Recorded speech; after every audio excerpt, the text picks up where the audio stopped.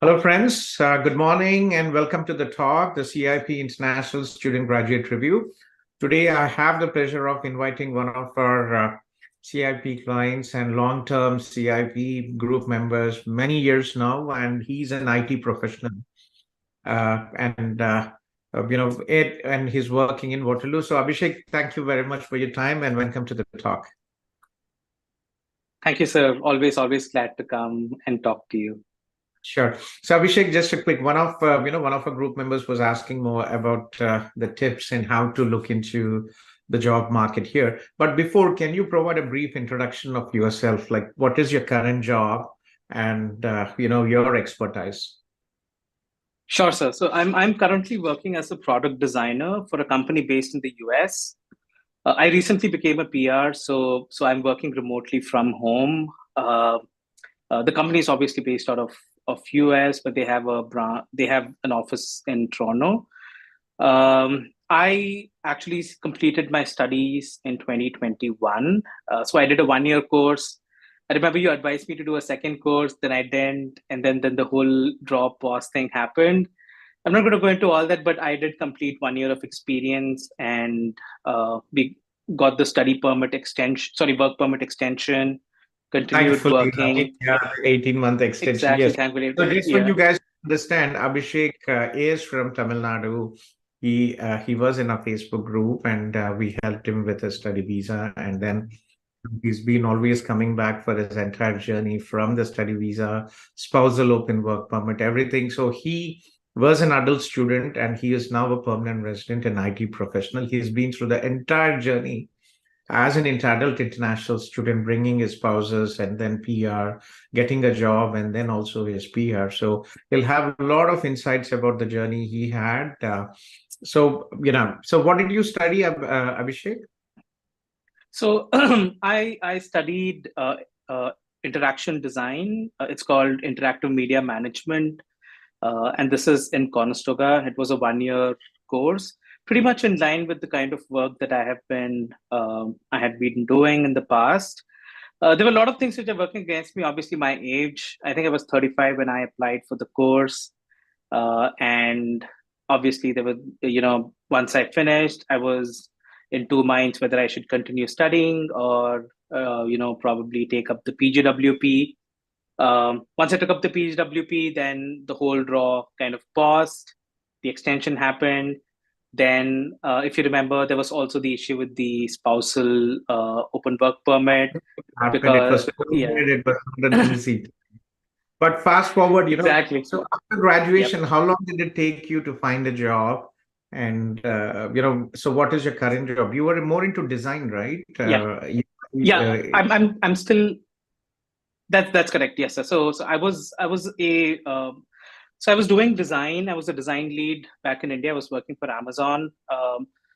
The whole point of me taking up the PGW was because I got a job. That time the job market was definitely much better than what it is right now. So I got a job. So I had like a few weeks to decide if I wanted to continue working or take up the job. I decided to take up the job, and yeah. So I'm so right now my role is that of a product designer or a UX designer. We use that term interchangeably, but it also kind of sits within the whole tech industry. So I did get my OINP, a PNP within the tech draw. So, and that's essentially how I eventually kind of became a PR. So I kind of sit in that overlap space between tech and design. It's a very interesting space. And I've been also lucky to go back to Conestoga, and I'm also teaching the same course in UX design part time at Conestoga as well. So that's a big, that's a big encouragement for all the international students when they see somebody who was also a student and who is an industry professional teaching. It's. I think there's so much of boost for all the students when they come to your class and see all this, right? It gives so much of Absolutely. yes. So, Yeah, a but lot. And first question I always ask, I missed it to you. First question: are you happy coming to Canada? Was it the right decision? absolutely, absolutely. Though there are a lot of things happening, prices and all of that, I honestly feel that the whole world is going through it. It's not like very specific to Canada, but at the same time, I also feel it's cyclic. But um, knowing all what Canada is going through now, if I went back in time, I will still make the decision of coming to Canada. I think it's a great country. I've enjoyed living here. I've enjoyed working here. Great work-life balance. I think that's something very specific to Canada. I work with clients in the US, in Europe, other parts of India, but there is a lot of focus on work-life balance and mental health, which I don't think other countries offer. So I think I would never change the decision of coming to Canada. Only one decision that I might change is probably do that second course if I ever had to kind of take the yeah that choice again. But yeah, no regrets moving here. Yeah, that's good. So, having through all this, Praveen, one of our, he just joined Zoom today. So, what would you advise all the new international students, graduates with or without work experience? How should they approach the job market and, be successful to build a career here, based on your Oh, experience? absolutely, and that's interesting because I also teach field placement, which is very specific to helping students find placements within the industry.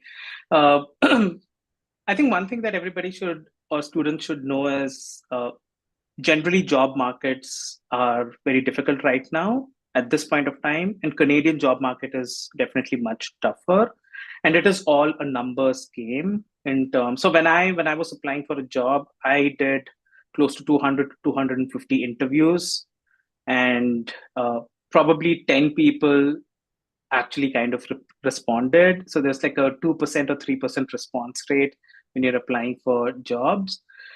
But the only way to kind of pass through that is sheer numbers, to keep applying, to keep reaching out to people, to keep making connections. What I've found helpful here in Canada is to make meaningful connections through LinkedIn.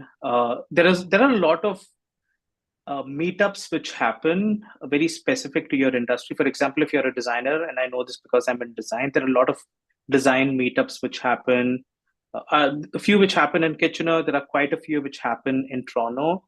Uh, Based on your job specific role, there are groups, there are meetups which happen. So if you're a product owner, if you're in a product management role, I know that there are a lot of meetups which happen there.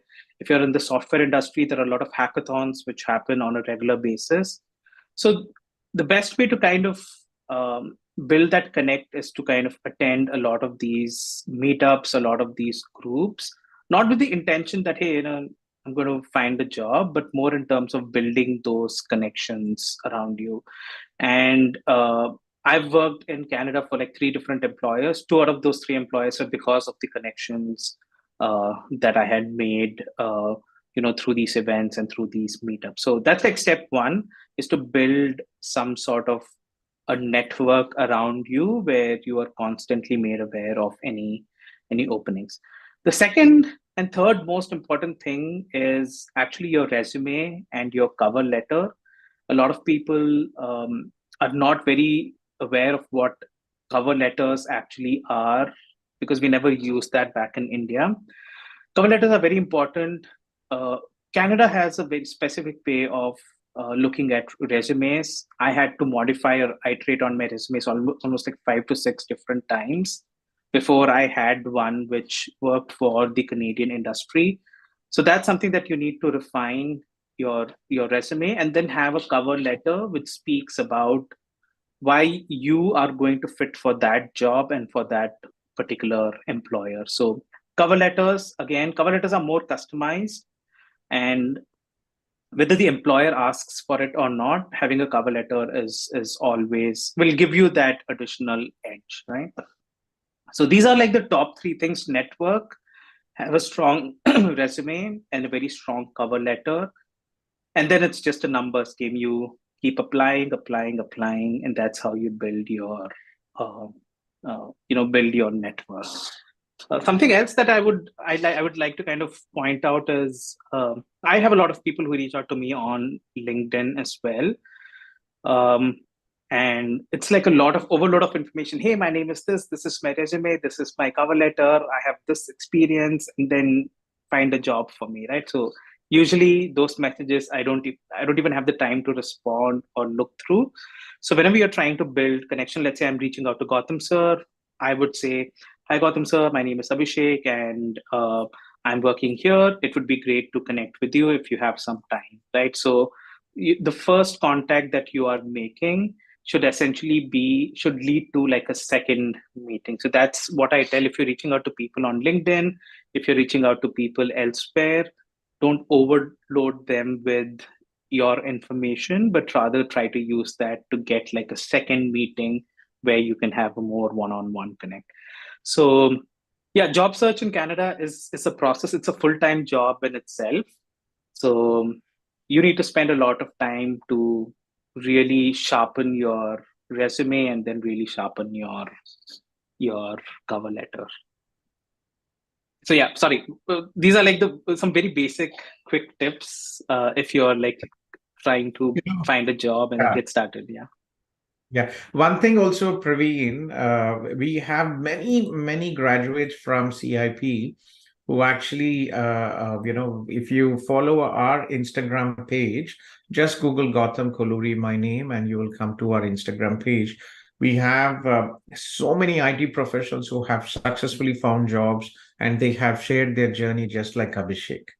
Okay, so many people out there who actually have uh, uh, you know, joined successfully and were able to get jobs and shared their journey as well. So please reach out, and we'll be happy to you'll find a lot of helpful information out there. So go through the interviews, and it's a question of time. Usually around the new year, uh, you know, jobs usually uh, are slow. And after February, March, usually the job postings do increase. It's a tough Right. market.